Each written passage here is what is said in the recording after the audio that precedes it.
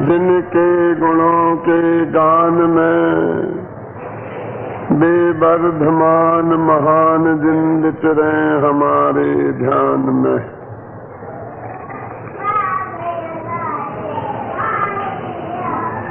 जैन दर्शन की ये सबसे बड़ी विशेषता है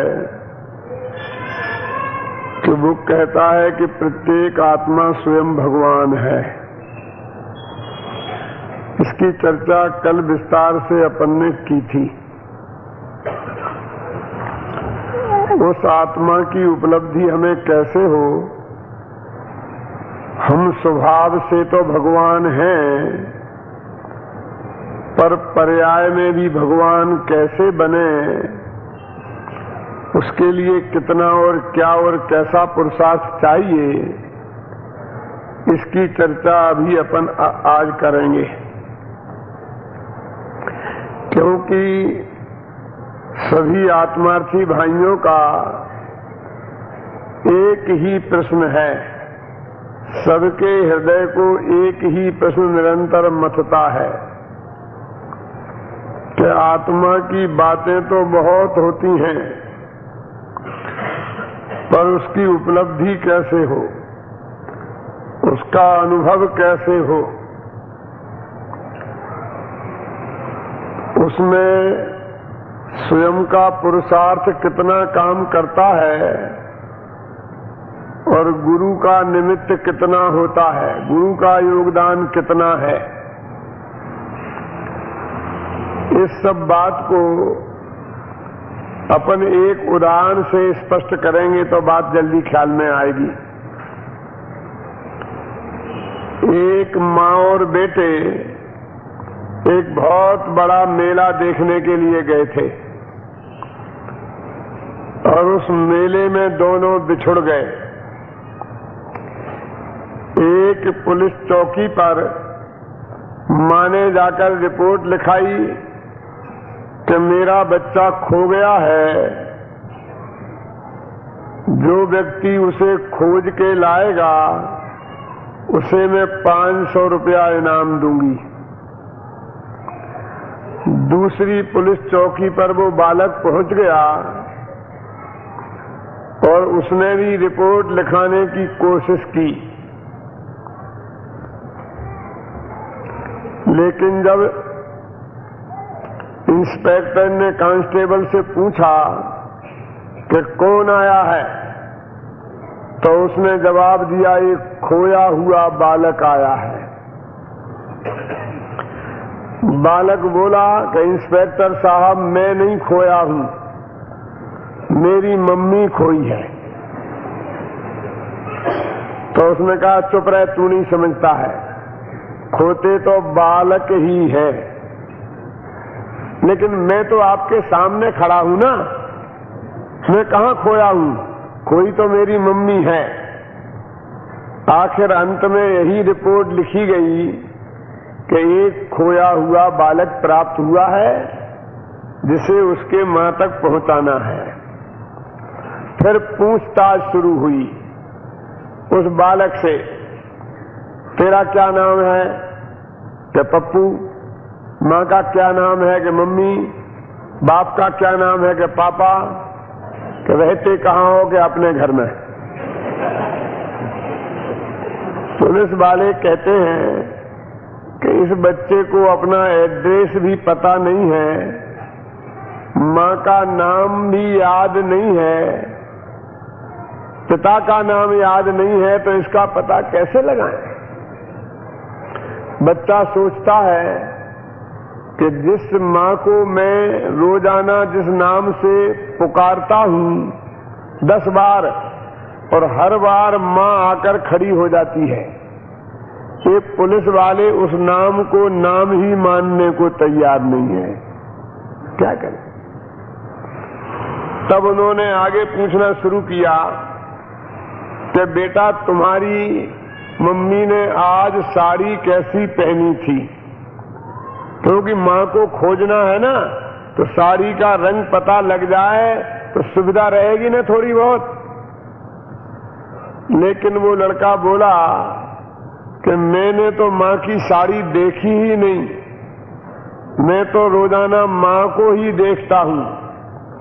साड़ियां तो पड़ोस में देखती हैं कि कैसी पहनी, कितने में आई थी, कहां से आई थी, बेलगांव की है, बेंगलोर की है, क्या है? जब ये भी पता नहीं है तो उसकी मां को कैसे खोजें? तो पुलिस ने पूछा कि तेरी मां मोटी है या पतली, तेरी मां लंबी है या ठिनगी, तेरी मां काली है या गोरी? तो लड़का बोला कि अम्माएं 6 प्रकार की होती हैं, ये तो मैंने आज ही सुना है।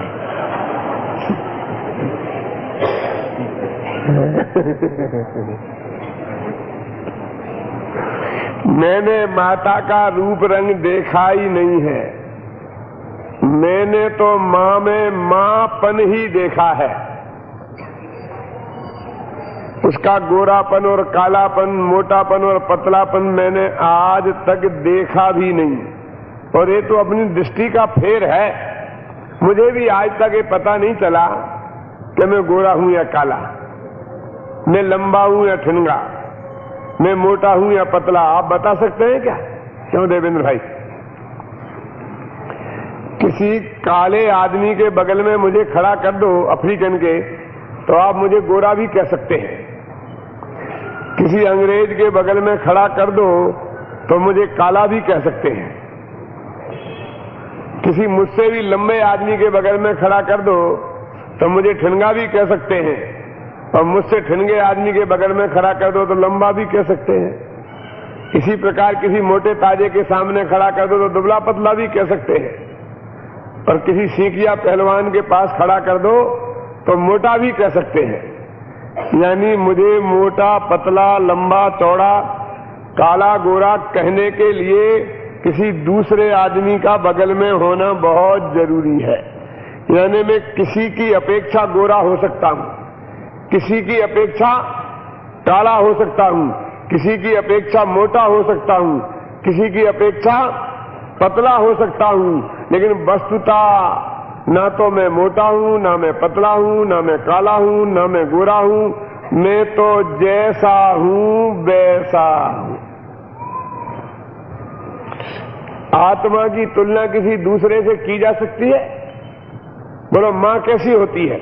मासी जैसी, मामी जैसी, बुआ जैसी? नहीं, मां तो मां जैसी ही होती है।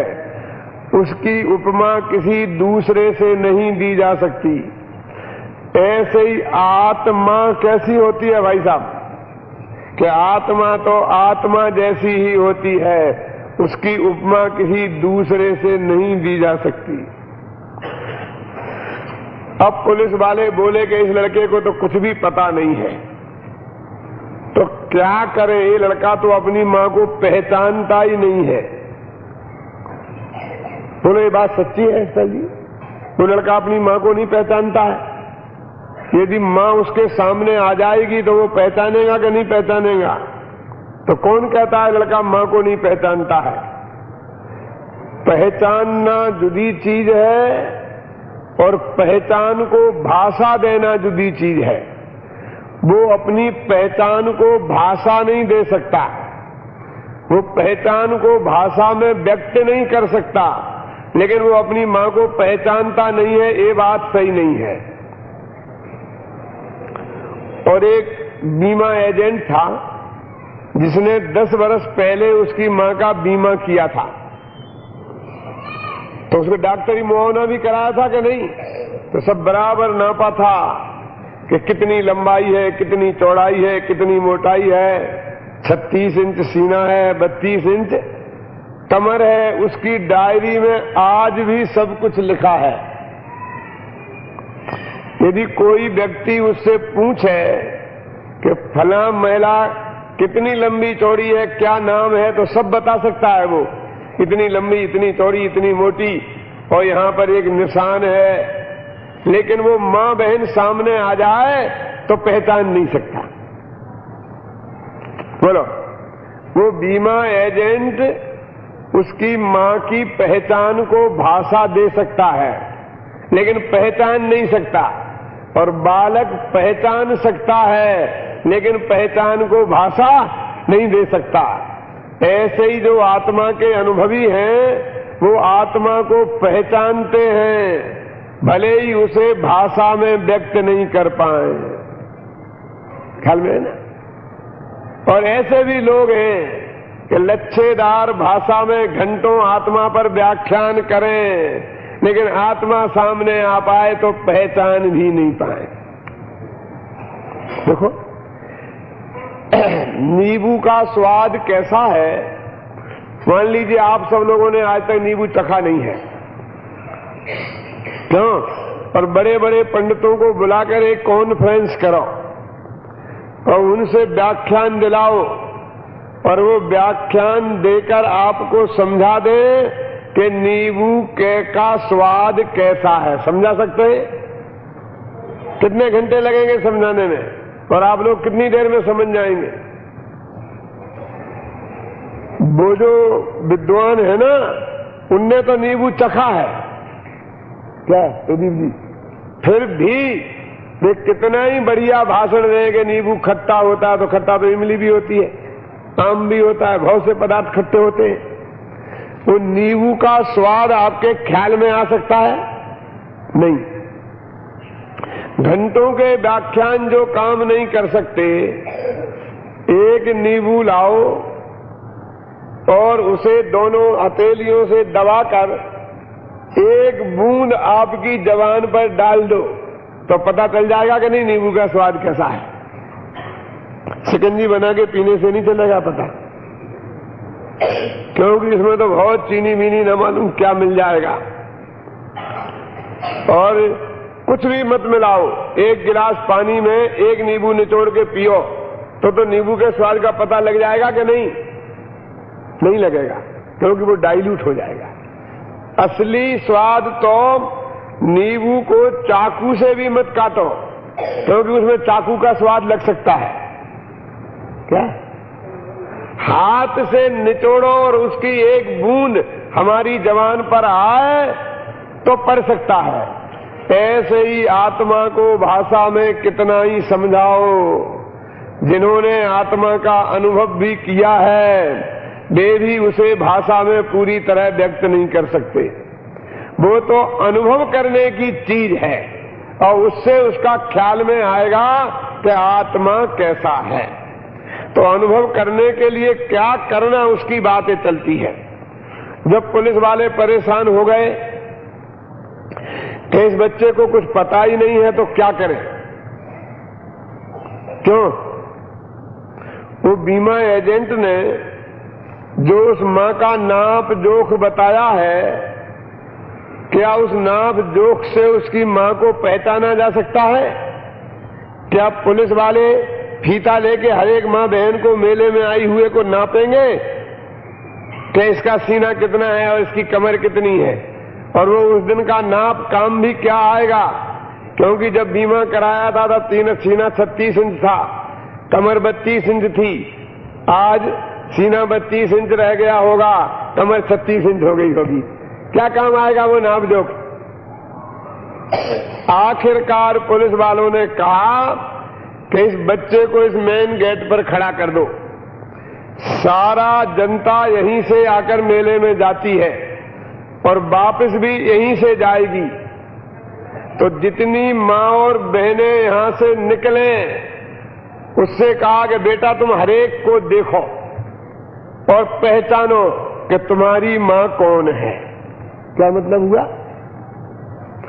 आखिर उस बेटे को अपनी मां का खोजने का काम स्वयं ही करना पड़ा, पुलिस का कोई सहयोग काम आया नहीं। ऐसे ही प्रत्येक आत्मा को अपनी आत्मा के खोजने का काम स्वयं ही करना होगा। एक गुरुओं के चक्कर से ज्यादा काम चलने वाला नहीं है। ये पंडित तुम्हें ज्यादा निहाल नहीं करेंगे। क्या सही साहब, जरा ध्यान देना। यानी कितना पुरुषार्थ हमें अपना करना होगा और कितना गुरुओं का उपयोग है उसकी बात है। अब वो लड़का वहां खड़ा हो गया और एक पुलिस वाला साथ में खड़ा है। वो पुलिस वाला बोलता है, ये है तेरी मां कि नहीं, ये है तेरी मां कि नहीं, ये है तेरी मां कि नहीं। क्या नहीं नहीं बोलता है, जरा ढंग से देख। क्यों अपनी मां को ढंग से देखने की जरूरत है? क्या पहली निगाह में उस बालक को ये पता नहीं चलता है कि ये मेरी मां है या नहीं? लेकिन क्या करे, पुलिस वाला डांटता है कि ढंग से देख। तो कहता देख लेता हूं, ढंग से देख लेता हूं। फिर कहा ये तेरी मां है कि नहीं, ये तेरी मां है कि नहीं, ये तेरी मां है कि नहीं। क्या नहीं नहीं बोलता, एक झापड़ दूंगा। बोलो पुलिस वाला कितना धमकाए तो वो बेटा कह देगा कि हाँ ये मेरी मां है। जब तक उसको मां नहीं मिलेगी वो बेटा कहने वाला नहीं है। पर आपने हमसे पूछा कि पंडित जी साहब हमें जरा आत्मा समझाओ। मैंने कहा समझाते हैं, बैठो शांति से। 5 मिनट हमने समझाया और कहा समझ में आया कि नहीं। तो फिर 5 मिनट समझाया बाबूलाल जी, आया समझ में कि नहीं। तो फिर 5 मिनट समझाया, आया समझ में कि नहीं। कुछ माथे में है भी तो बिल्कुल खाली है, हाँ आ गया समझ में, आ गया समझ में। क्यों, क्या हुआ? फुलटन जी क्या हुआ? इस पंडित बड़ा खतरनाक है। अब की बार ना कहा तो न मालूम क्या कहेगा। भरी सभा में इज्जत खराब हो जाएगी। यदि मैंने कहा कि अभी भी समझ में नहीं आया तो सारी सभा क्या कहेगी? तो एकदम समझ में नहीं आने पर भी कह देता है कि हाँ आ गया समझ में। कौन? ये इज्जत वाले लोग, क्योंकि इन्हें इज्जत जाने का डर है। लेकिन वो बालक नहीं कहेगा क्योंकि वो इज्जत वाला नहीं है और उसे सचमुच मां चाहिए। लेकिन इन्हें आत्मा नहीं चाहिए, इन्हें तो आत्मा की चर्चा शौकिया है। ये तो महावीर भवन में मनोरंजन करने आए हैं, इन्हें आत्मा फात्मा थोड़ी चाहिए। ये देखना है कि जयपुर से पंडित आया है, देखो क्या बोलता है, कैसे बोलता है, उसका गला कहीं पकड़ा जा सकता है कि नहीं पकड़ा जा सकता है। क्यों? ऐसे लोगों को आत्मा की प्राप्ति नहीं हुआ करती है। यदि आत्मा समझना है तो इज्जत को खूंटी पर टांग के आना पड़ेगा, घबराना नहीं। मैं किसी की इज्जत खराब करने यहां नहीं आया हूं लेकिन आत्मार्थी के लिए आत्मा ही प्रमुख होना चाहिए। यह समझना बहुत मर्म की बात है। शास्त्रों में ऐसा लिखा है कि आत्मा की बात सुनने को मिले और जूतों में भी बैठना पड़े तो भी बैठ के सुनना, और तेरी पर्याय की प्रशंसा करने वाले मिले और तेरे गले में मालाओं को लाद लाद कर तेरी प्रशंसा करें तो भी मत सुनना, क्योंकि वो प्रशंसा सुनकर तू मान में चढ़ जाएगा तो 4 गति और 84 लाख योनियों में भटक जाएगा। और ये आत्मा तेरी समझ में आ गया तो तू स्वयं भगवान बन जाएगा। फिर तेरे को इतना मान मिलेगा कि 100 इंद्र तेरे चरणों में नमस्कार करेंगे। ख्याल में आएगा नहीं? तो क्या हुआ? वो बच्चा नहीं कह सकता है। कब तक? जब तक उसकी मां नहीं मिले। कोई कितना ही धमकाए, कितना ही प्रलोभन दे, लेकिन जब तक मां सामने नहीं आएगी वो हाँ नहीं कहेगा, नहीं कहेगा, वो नहीं कहेगा। इतनी ताकत चाहिए छाती में आत्मा समझने के लिए कि जब तक समझ में नहीं आए तब तक हाँ ना कहे तो इज्जत तो चली जाएगी ना। लोग कहेंगे कितना बुद्धू है, इतना समझाया तो भी समझ में नहीं आया। इज्जत रहे तो रहे और जाए तो जाए, कम से कम सच बोलना तो सीख भला आदमी। ख्याल में है ना? पहली क्वालिटी। अब आगे बढ़ते हैं। जब उस लड़के ने नहीं कहा, नाना कहा ना बार बार, तो पुलिस वाला बोला कि बेटा तेरी मां को मैं तो पहचानता नहीं हूं, तू ही पहचानता है और तुझे ही देखना है। मैं धूप में क्यों खड़ा रहूं? मैं जाके उस वृक्ष की छाया में बैठ जाता हूं और जब तेरी मां मिले तो मुझसे बोल देना कि ये मेरी मम्मी है, कि हाँ पधारो पधारो साहब, मैं जरूर बोल दूंगा आपको। क्या मतलब कि एक गुरु माने हम अध्यापक, मैं अपनी बात करता हूं, दूसरे की मैं समझना भैया, उल्टी बात में समझ लेना है। मैं पंडित शब्द का प्रयोग करूंगा, गुरु का नहीं तो खतरा पैदा है जाएगा। क्या कि एक पंडित लोग आपको यदि ज्यादा समझाएंगे ना तो आपको आत्मा समझने में डिस्टर्ब और करेंगे।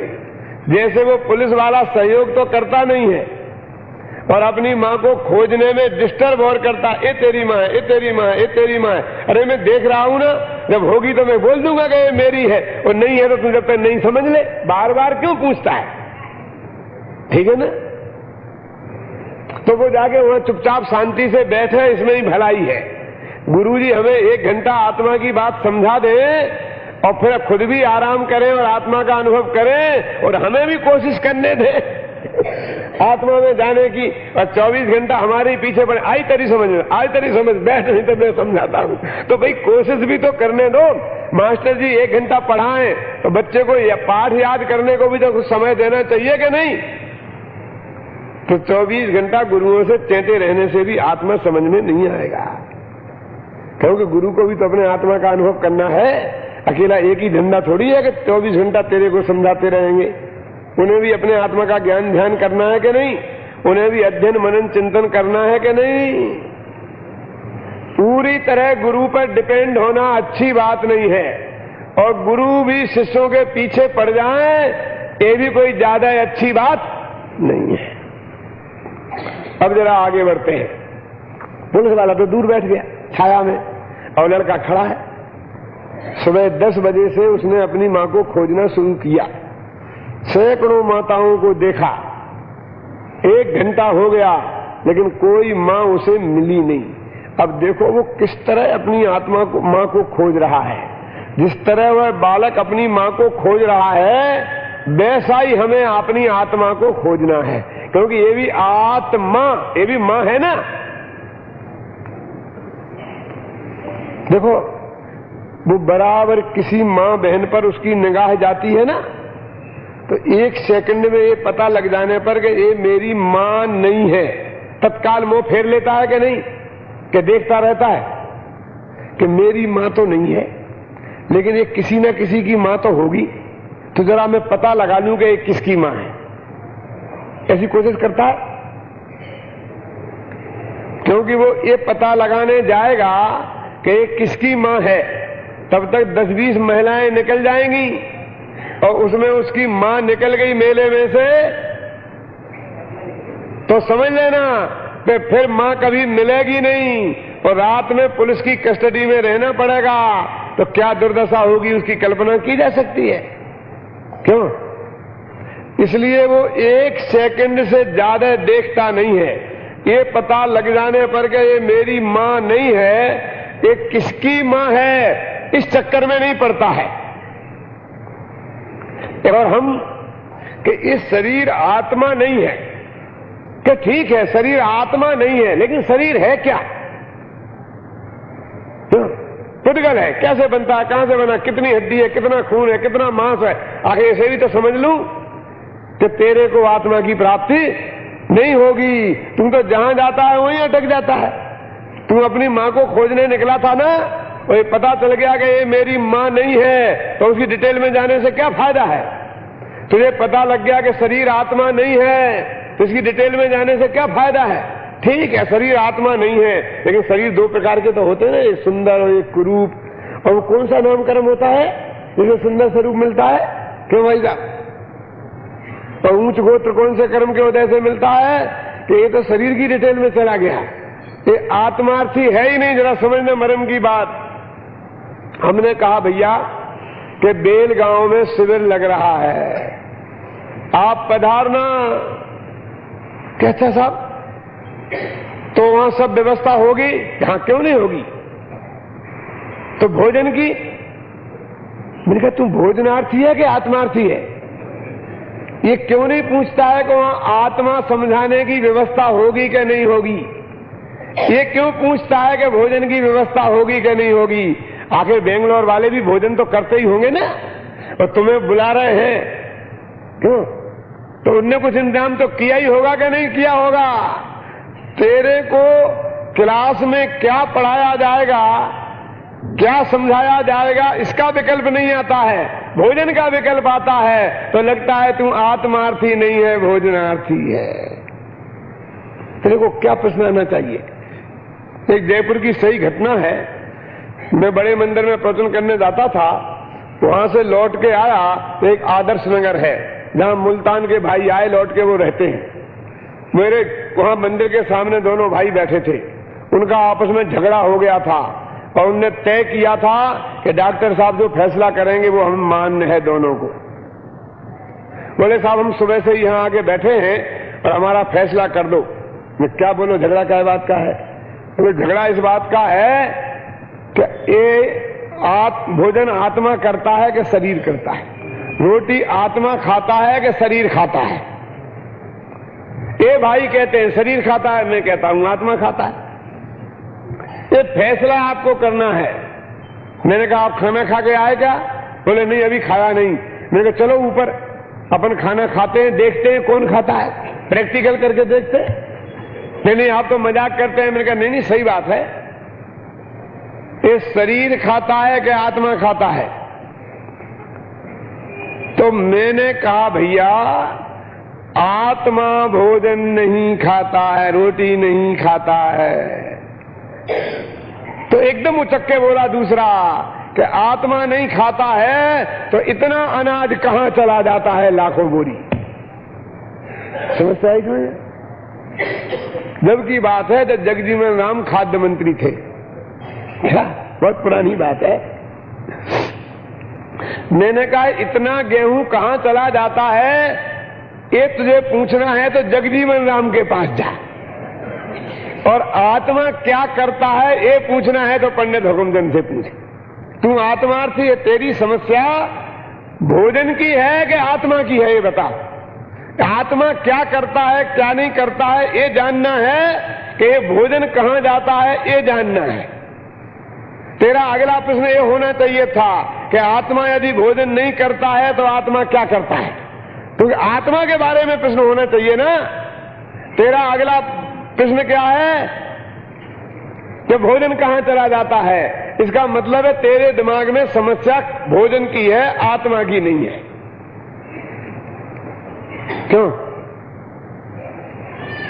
रामचंद्र जी अयोध्या से जंगल में जा रहे थे, सरयू नदी के किनारे आए, पुल तो था नहीं, एक केवट नाव से लोगों को पार कर रहा था। जब रामचंद्र जी नाव में बैठने लगे तो केवट ने हाथ पकड़ लिया, बगल में खड़ा कर दिया कि यहां खड़े रहो, पैर मत रखना मेरी नाव में, कि तेरी जो फीस है ना 1 रुपया 2 रुपया वो ले ले, सब जैसे हमें पार कर दे कि नहीं आपको बैठने नहीं दिया जाएगा। कि क्यों, क्या बात है? कि मैंने सुना है कि तुम्हारे चरणों की धूल बहुत खतरनाक है। एक शिला पर पड़ी थी तो शिला औरत बन गई, गौतम ऋषि की नारी अहिल्या बन गई थी ना। यदि ये तुम्हारे चरणों की धूल मेरी नाव पर पड़ी और नाव औरत बन गई तो मेरा क्या होगा? यही नाव मेरी आजीविका का साधन है और मेरे घर में एक औरत पहले से ही है, मुश्किल से मैं उसका पेट भर पाता हूं, और घर में 2-2 औरतें हो जाएंगी और नाव आजीविका का साधन खत्म, मैं भूखों मर जाऊंगा। नहीं, बगल में खड़े हो जाओ। तो तू क्या करेगा कि पहले तुम्हारे पैर धोऊंगा जिसमें एक भी रजकण नहीं रहे, जिससे कोई खतरा नहीं रहे मेरी नाव को, और फिर पैर धोए और धो करके उनको नदी में नाव में बैठाल के पार किया। और अंत में जब वो पैसा देने लगे तो बोले साहब ये नहीं होगा। क्यों? कि नाई से बाल बनवाई लेता है, धोबी से कपड़े धुलाई लेता है, अरे अपनी जाति वालों से कोई पैसा नहीं लेता, तो मेरी और तुम्हारी तो एक ही जाति है। मेरी तेरी कैसी? अरे तुम लोगों को संसार समुद्र से पार करते हो और मैं नदी से पार करता हूं, इतना ही तो फर्क है। पार उतारने का काम तो दोनों ही करते हैं, तो मैं तुमसे नाव की पार उतरवाई कैसे ले सकता हूं? अरे जब तुम्हारे बाल बनवाने थे मैंने तुम्हारे बना दिए, तुम मेरे बना देना। मैंने तुम्हें नदी से पार कर दिया, तुम मुझे संसार समुद्र से पार कर देना। और जब पंडित जी एक कहानी सुना रहे थे और आगे बोले कि रामचंद्र जी निकलकर चित्रकूट में पहुंचे, तो एक श्रोता बोला कि मेरा प्रश्न है कि तू प्रश्न कल 3 बजे करना, 3:30 बजे। कि नहीं नहीं, मैं तो अभी पूछूंगा, 3:30 बजे मुझे फुर्सत नहीं है, दुकान पे बैठना पड़ता है। कि पूछ कि फिर उस केवट का क्या हुआ? कि बेटा तू केवट की कहानी सुनने आया है कि राम की कहानी? नहीं। तो तुमने केवट की कहानी कही ही क्यों? कि राम की महिमा बताने के लिए। केवट की कहानी केवट के लिए नहीं कही, राम की महिमा बताने के लिए कही। वो बालक हरेक महिला को देख रहा है, लेकिन वो हरेक महिला को देखने के लिए हरेक महिला को नहीं देख रहा है, अपनी मां को देखने के लिए हजारों महिलाओं को देख रहा है। कितना फर्क है दृष्टि में, थोड़ा सोचना आप गहराई से। ये आत्मार्थी पर को भी जानते हैं तो आत्मा को जानने के लिए, और आत्मा को भी जानते हैं तो आत्मा को जानने के लिए। देखो, कोई आदमी माँ बहनों की तरफ घूर घूर के देखे तो माँ बहनें ऐतराज करती हैं कि नहीं, एक आदमी की निगाह खराब है, करती कि नहीं करते? और कोई भला आदमी जाकर के देखे तो क्या होगा? बोलो, मैं जाकर के ऐसा देखूं सब महिलाओं की तरफ से, तो महिलाएं कहेंगी पंडित जी क्या बात है, मम्मी जी पीछे बैठी है। वो समझते हैं कि ये मम्मी जी को देख रहे होंगे क्योंकि इन्हें कमरे की चाबी चाहिए होगी। समझते? वो समझते हैं कि ये हमें देखने के लिए हमें नहीं देख रहे हैं। ख्याल में आया है ना? ऐसे ही वो बालक महिलाओं को जरूर देख रहा है, लेकिन महिलाओं को देखने के लिए महिलाओं को नहीं देख रहा है, अपनी मां की खोज के लिए महिलाओं को देख रहा है। ऐसे ही आत्मार्थी आत्मा को भी अपन जानने के लिए तो आत्मा को जानते ही हैं, लेकिन 7 तत्वों को भी आत्मा को जानने के लिए जानते हैं, 7 को जानने के लिए नहीं। 6 द्रव्यों को भी आत्मा को जानने के लिए जानते हैं, 6 द्रव्यों को जानने के लिए नहीं।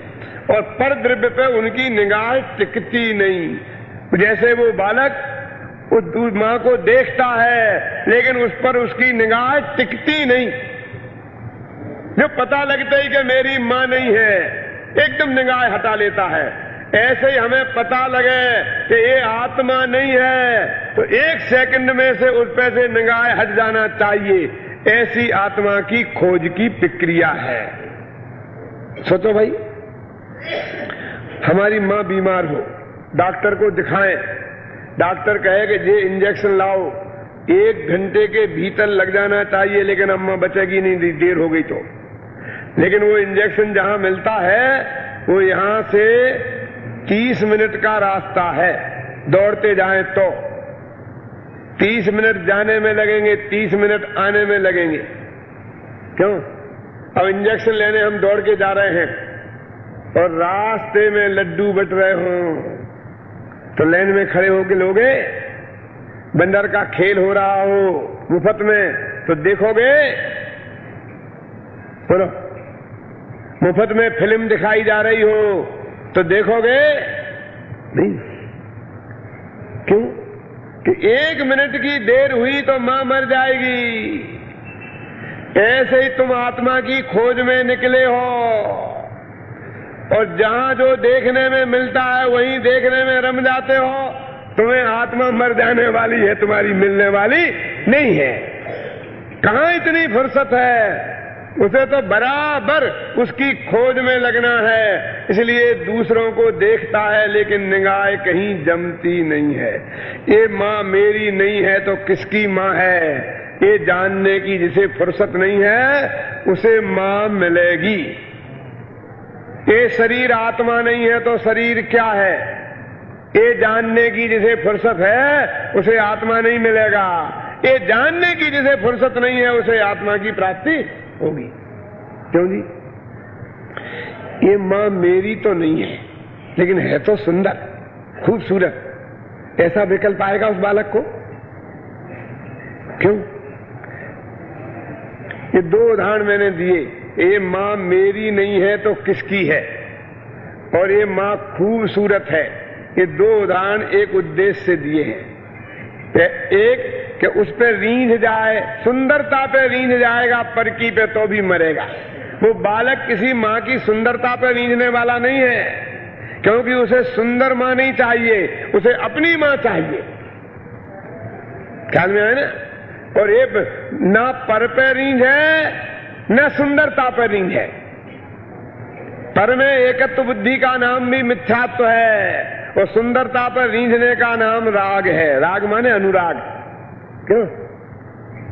ये अनुरागियों को और मिथ्या दृष्टियों को आत्मा नहीं मिलती है। वो तो न उसकी सुंदरता पर रींझेगा, न उसमें ये किसकी मां है डिटेल में जाने की बात करेगा। वो तो ये पता लगते ही कि ये मेरी मां नहीं है, निगाह हटा लेगा। ऐसे ही आत्मार्थी की निगाह ऐसी होती है कि सारी दुनिया को जानता है, लेकिन कहीं निगाह जमती नहीं है, उनके डिटेल में जाने की इच्छा होती नहीं है, और उनकी सुंदरता पर वो रींझता नहीं है। बोलो, ऐसी हमारी हालत हो तो हमें आत्मा की प्राप्ति अवश्य होगी। भाई साहब, 1 बज गया, लेकिन अभी तक मां मिली नहीं। पुलिस वाला आया कि बेटा अब तो लंच का टाइम हो गया है। अपन ने सुबह से मां को खोजने का काम शुरू किया था, अब 1 घंटा लंच की छुट्टी। चलो खाओ पियो, थोड़ा आराम कर लो, फिर आकर के अपन 3 बजे से अम्मा को खोजने का काम फिर शुरू करेंगे। क्यों? जाएगा वो बेटा? 1 बजे से लेकर 3 बजे के बीच में न मालूम कितनी महिलाएं निकल जाएंगी, और उनमें यदि उसकी मां निकल गई तो सारी रात पुलिस कस्टडी में बितानी पड़ेगी। मच्छर मक्खियां काटेंगी, वो तो जुदी बात है। और यदि 2-4 दिन मां नहीं मिली तो क्या दशा होगी, सारी जिंदगी भीख मांगनी पड़ेगी। क्या करेगा? उसे इसकी कल्पना है, इसलिए कहता है भैया पुलिस वाले मुझे कुछ नहीं खाना है, तुम जाओ। लेकिन धूप में खड़े खड़े बेहोश हो जाओगे बेटा। कुछ भी हो, मैं तो यहीं खड़ा रहूंगा और हर महिला को, निकलती हुई महिला को देखूंगा, अपनी मां को। ख्याल में है ना? जरा हम अपना विचार करें, हमारा आत्मा की शोध का काम कितना इजी गोइंग चलता है।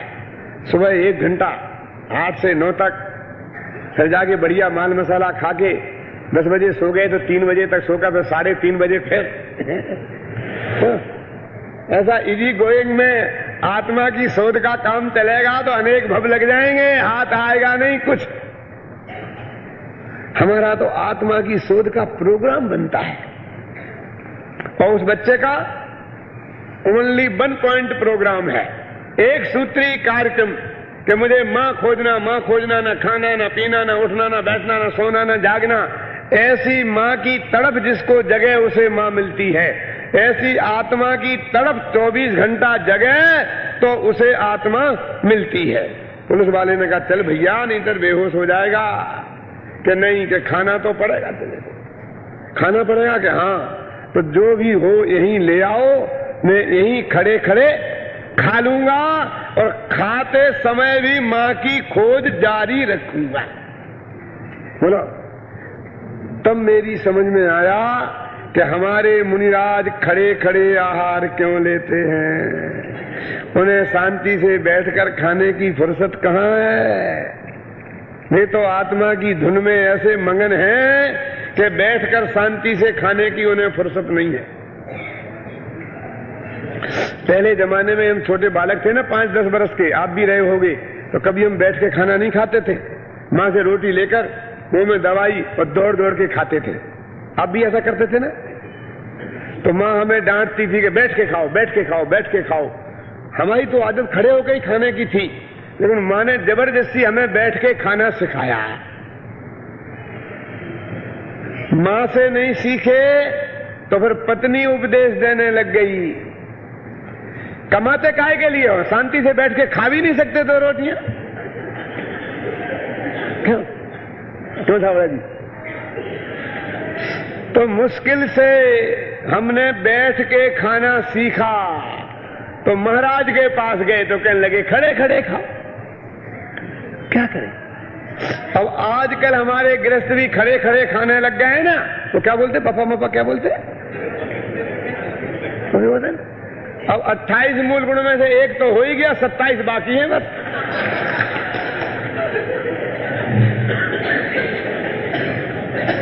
गैल ही गैल में जाते और गैल में मिल गई सेल, अब बाकी रह गया गाड़ी बैल। बस सेल तो सेल समझते ना, वो गाय बैल होता है ना, बैल को लगाते हैं जैसे वो जुआ छोड़ के भाग ना जाए, क्या बोलते हैं?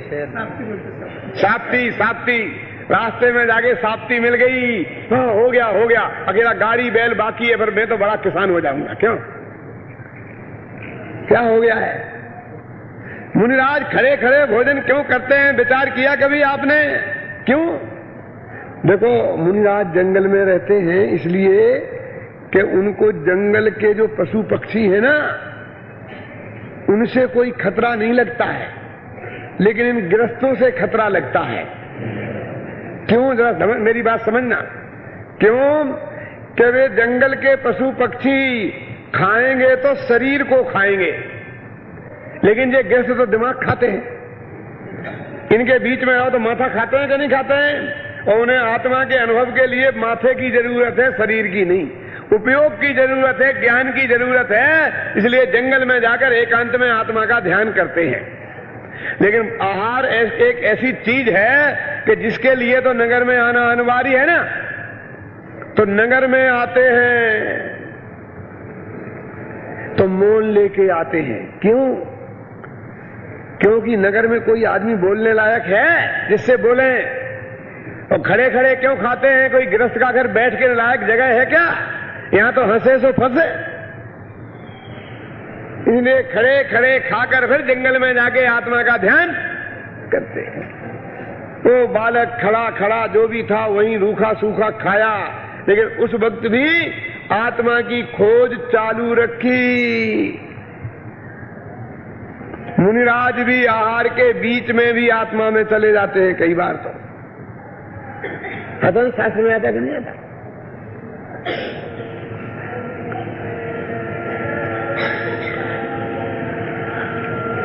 बेटा भोजन भी भूल गया है मां की खोज में। बोलो, आप आत्मा की खोज में कभी भोजन भूले हो क्या? मैं आपसे एक बात पूछता हूं, नाराज मत होना।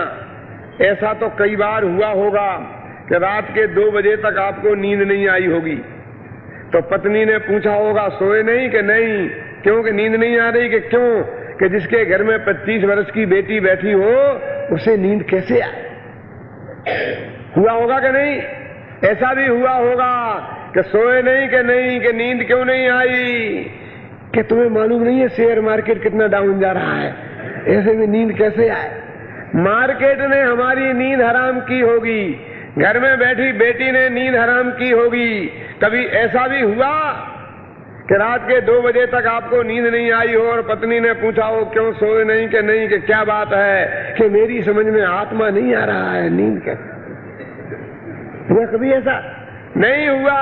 तो आत्मा प्राप्त क्यों नहीं हुआ? इसीलिए नहीं हुआ क्योंकि जितनी दरकार तेरे को आत्मा की प्राप्ति की होनी चाहिए, जैसी लगन लगनी चाहिए वैसी लगन लगी नहीं। बालक तो भोजन भूल गया, खड़ा है।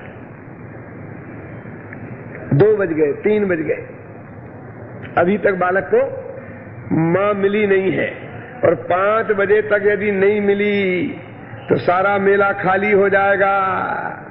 क्यों भाई साहब? आप समझते हैं ना, हम उस बालक की जगह हैं। और 10 बजे उसने खोजना शुरू किया था और 3 बज गए, और 5 बजे मेला खत्म हो जाएगा 6 बजे, तो कुल कितने घंटे हैं खोजने के लिए? 8 घंटे है ना। अब हमारा मान लो कि एवरेज उम्र 80 वर्ष की होगी, बहुत से बहुत ज्यादा, तो 10 वर्ष का 1 घंटा कहलाया। समझ में आया ना? अब समझ लो आपके कितने बज गए। नहीं है समझ में? मैंने तुम 10 वर्ष के हो तो 11 बजे, 20 वर्ष के हो तो 12 बजे, समझे? 30 वर्ष के हो तो 1 बज गया, 40 वर्ष के हो तो 2 बज गए, 50 वर्ष के हो तो 3 बज गए, समझे ना? 60 वर्ष के हो तो 4 बज गए, 70 वर्ष के हो तो 5 बज गए, और 80 वर्ष के हो तो 6 बज गए। समझ में आया कि नहीं आया? 3 बज गए और बालक को अभी मां मिली नहीं है। भाई साहब आपके कितने बज गए? क्यों घबराते? बोलो। 4 बज गए, 60 मैंने 4 बज गए, क्यों घबराते हो? लेकिन जैसी उस बालक को लगन है मां को खोजने की, ऐसी लगन हमारी आत्मा की खोजने की हमें लगी। हमारे अंदर में कोई ऐसा भय है कि यदि 6 बज गए, 80 वर्ष की उम्र में देह छोड़ के चले गए तो 4 गति और 84 लाख योनियों में न मालूम कहां जाकर गिरेंगे और अनंत काल तक आत्मा की प्राप्ति नहीं होकर नरक निगोद में सड़ेंगे, इसकी कल्पना है? यदि नहीं है तो आत्मा की प्राप्ति नहीं होगी। सोच लेना अपना अपना किसके कितने बज गए। खबरा जी कितने बज गए?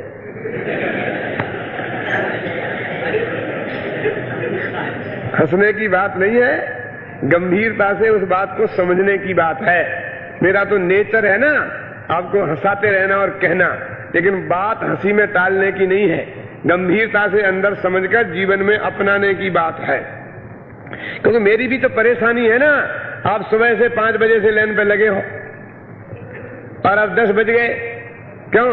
अब सबको आलस आ रहा है, नींद आ रही है, अब मुझे आपको जगाए भी रखना है और अपनी बात भी समझानी है, समझे ना? इसलिए लेकिन बात गंभीरता से विचार करने की है कि उस बालक को अभी तक मां नहीं मिली है, लेकिन वो मां की खोज जारी है, जारी है, जारी है। देखो भाई साहब, समय तो बहुत तेजी से भाग रहा है। यदि उस बेटे को मां नहीं मिली तो उसकी बड़ी दुर्दशा हो जाएगी। हमें आत्मा मिले चाहे ना मिले, तो आप कहो तो उस बेटे को मां से मिला दूं? अपने हाथ में है। क्यों मिला दूं अम्मा जी? ये कह रही मिला दो, बेटे को तो मिला दो। ध्यान से सुनना आप जरा। बहुत दूर मां दिखाई दी, मां को बेटा दिखाई दिया, तो बेटा दौड़ के जाके पुलिस वाले के पास जाएगा कि देखो देखो मेरी मां है, जाएगा? नहीं जाएगा। कहां जाएगा? मां की तरफ। किस रफ्तार से जाएगा? घोड़ा गाड़ी की रफ्तार से? Super fast. अरे सुपर फास्ट, जितनी तेज उसमें ताकत है पैरों में, पूरी ताकत से मां की तरफ और मां बेटे की तरफ, और दोनों जाकर मिलके एकम मेक हो गए। मां बेटा मैं और बेटा मां मैं, दोनों की आंखों में से अश्रु की धारा, कोई कुछ बोलता नहीं है। ख्याल में है ना? एक मेक हो गए। पुलिस वाले ने देखा कि लड़का भाग गया।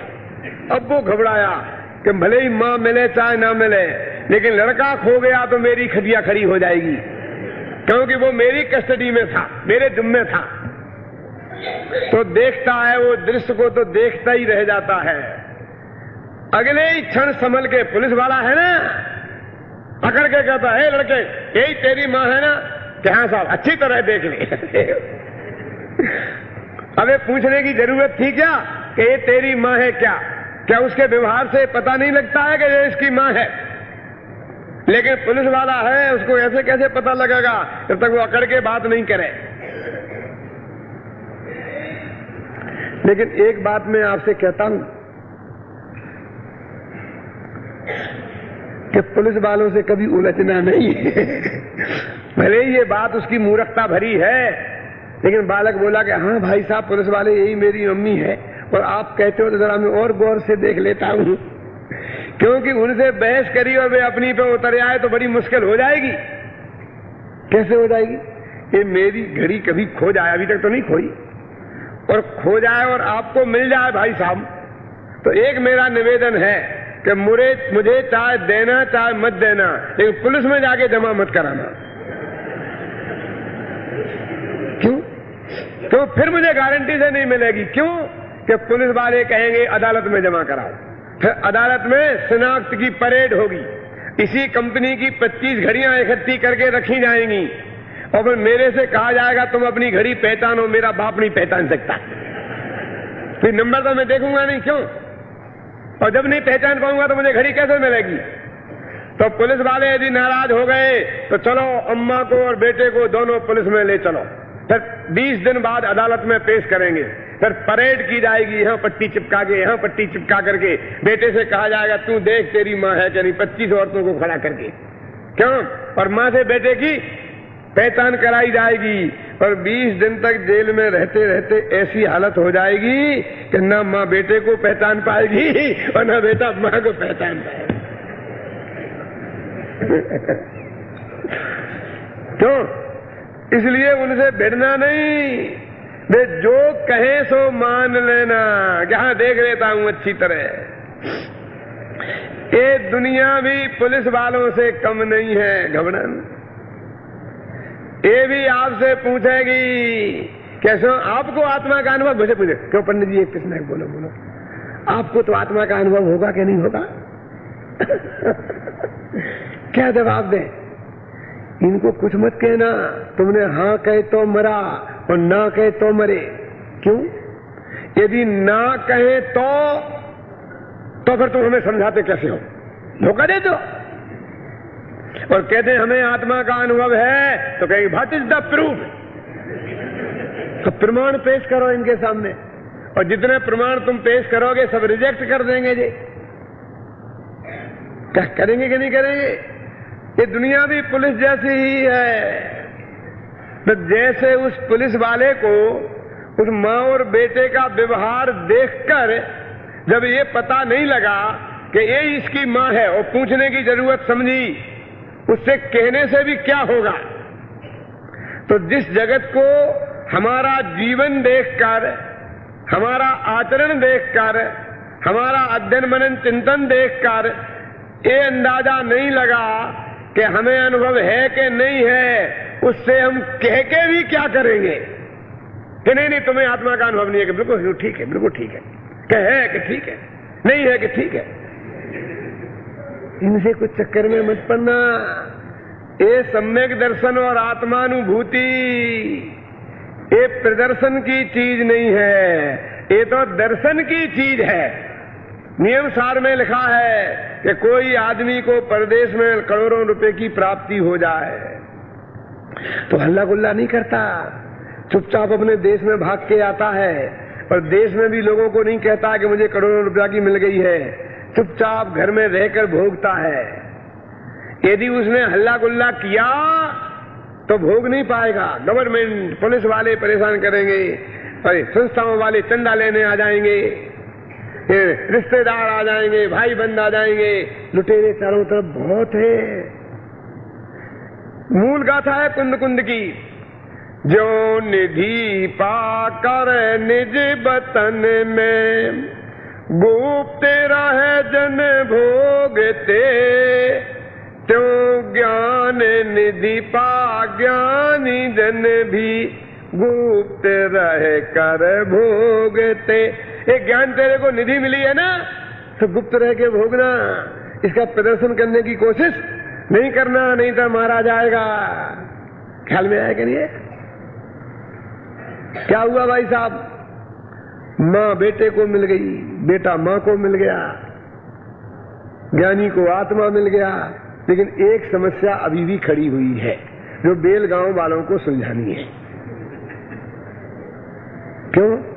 कि उसकी मां ने 500 रुपया इनाम घोषित किए थे ना, कि जो बच्चे को खोज के लाएगा उसे 500 रुपए का इनाम मिलेगा। अब वो इनाम किसको देना? अम्मा को, के बच्चे को, के पुलिस वाले को? बोलो क्यों?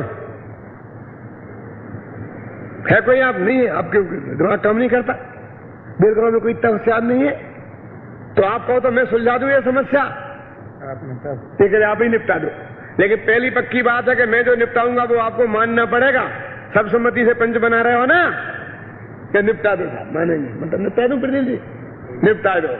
तो ऐसा करो, पुलिस वाले को दे, पुलिस वाले को नहीं देंगे। क्यों? उसने किया ही क्या है? माँ को तो बेटे ने खोजा है और माँ ने बेटे को खोजा है, पुलिस वाले ने किया ही क्या है धमकाने के अलावा?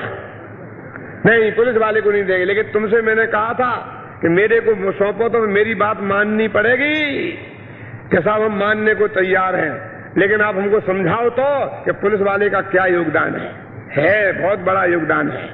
क्या योगदान है? कि उस बेटे ने अपनी माँ की खोज का काम पुलिस के संरक्षण में किया है। यदि पुलिस का संरक्षण नहीं मिलता तो बच्चों को उड़ा ले जाने वाले गिरोह भी मेला में सक्रिय थे।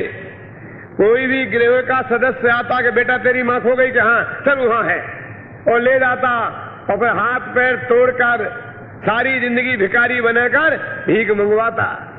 लेकिन पुलिस की कस्टडी में था ना, और पुलिस वाला बगल में बैठा था वृक्ष के नीचे छाया में, तो उस डर के मारे किसी की हिम्मत नहीं पड़ी और बेटे ने अपनी माँ खोज ली। तो उसका भी बहुत बड़ा योगदान है। भले ही वे कुछ नहीं करे तो उनका खड़ा रहना भी, ये पुलिस चौकी है ना, थाना है ना, इससे ही हम सुरक्षित हैं। भले ही वे हमारा कुछ करें चाहे ना करें, समझ में है ना? तो पुलिस वाले का भी बहुत योगदान है।